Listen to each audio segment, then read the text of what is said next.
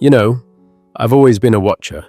I'd watch YouTube for hours, quietly, in the background, just letting the voices fill the room when my own thoughts got too loud. It started after my second divorce, the kind of heartbreak that doesn't announce itself with sobs, but just lingers quietly. In the way you stop making coffee for two, or turn over in bed and forget for a second that no one's there. That's when I found YouTube. Not as a creator, not yet. Just a man trying to quiet the chaos. Something about watching other people's lives, their stories, their ideas. It pulled me out of my own pain, if only for a while. Somewhere in that silence, a little spark started. I thought, maybe one day, I'll make videos too. Not for fame, not even for an audience, really, just to speak. But life has a way of making you put dreams on shelves. Over the years, I tried, twice, maybe 3 times, to start a channel. I'd upload a few videos, then stop. I couldn't keep going. I didn't know why at the time. I just couldn't stick with it. Before we dive in, if you find comfort in honest conversations like this, hit subscribe. We share stories that don't just pass time, they help make sense of it.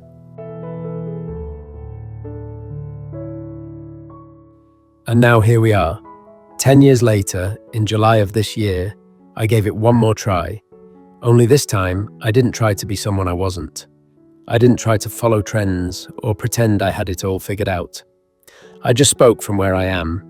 A man in his 60s, trying to make sense of aging, of the emotional weight that seems to come out of nowhere, and the physical changes that feel like they rewrite the rules overnight. I decided to talk about what resonates with me, the questions that keep me up, the aches I don't fully understand, the moments of joy I didn't expect. And something changed. For the first time, I kept going.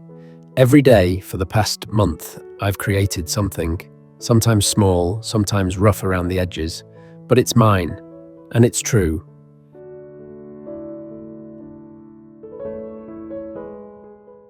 Two years ago, I was laid off.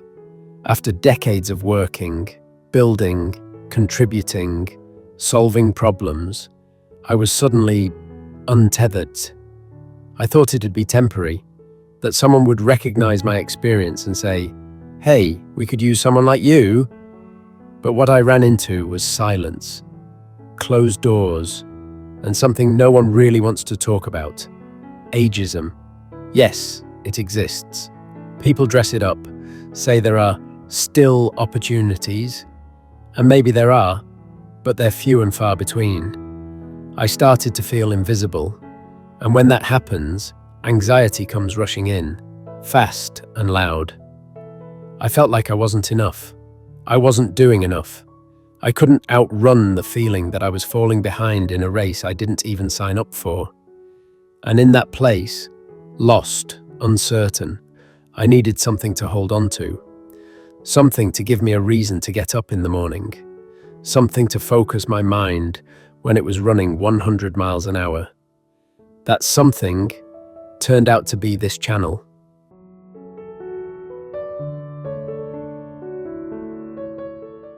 I didn't expect this to happen, but something shifted. In just a month of showing up every day, telling stories, editing words that used to live only in my head, I've started to feel something I hadn't felt in a long time. Grounded. I'm not just creating content, I'm learning, I'm healing. With every story I tell, I start to understand myself a little better. Why I react the way I do.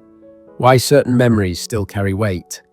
Why my body feels different, slower, stiffer, more unpredictable than a few years ago. Some of these things used to scare me. Now, they still surprise me, but I no longer feel so alone in them. Because I've come to see, I'm not the only one going through this. There are others. People like you, watching, listening, maybe nodding along thinking, yes, that's me too. And knowing that it does something to your spirit. It reminds you that your experience is real, that it matters, that you matter.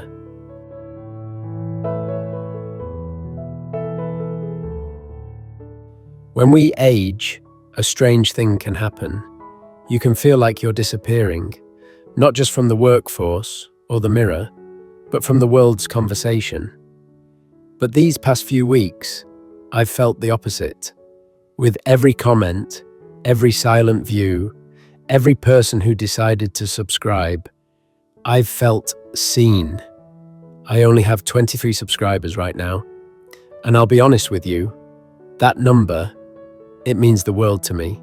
Not because of the number itself, but because it tells me someone out there is listening. Someone chose to spend a few of their precious minutes with me. And that's not small. That's everything.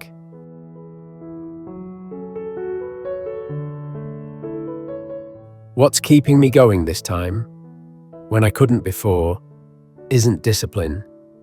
It's meaning. I finally feel like this has purpose.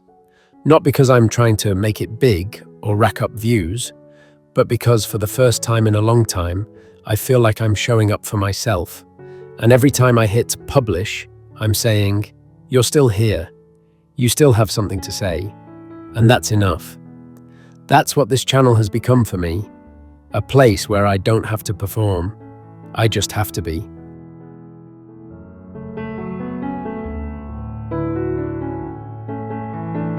Sometimes healing doesn't look like breakthroughs or big moments. Sometimes it just looks like someone deciding to try again. That's what this channel is for me. A quiet try. One more attempt to speak, to create, to connect, even when the world feels too fast or too far away. I don't know what's ahead. I'm not setting expectations. I'm just waking up each day and asking myself, can I make something honest today? Something that might help someone else feel a little less alone. And every time I do, it helps me feel that too. So to those of you who've been watching, whether you've subscribed, left a comment, or just let the video play while folding laundry, I want to say thank you. Thank you for being here. Thank you for letting me speak. Thank you for reminding me that it's not too late to create something meaningful. You are part of this journey now. And I'm grateful, truly grateful, for every moment we share. If you've ever felt like you were too old to start something new, if you've ever felt invisible or stuck or unsure what comes next, I hope this reminds you it's not over. Not even close. As long as we're still here, there's time. Time to reflect. Time to connect. Time to heal. Let's keep going together.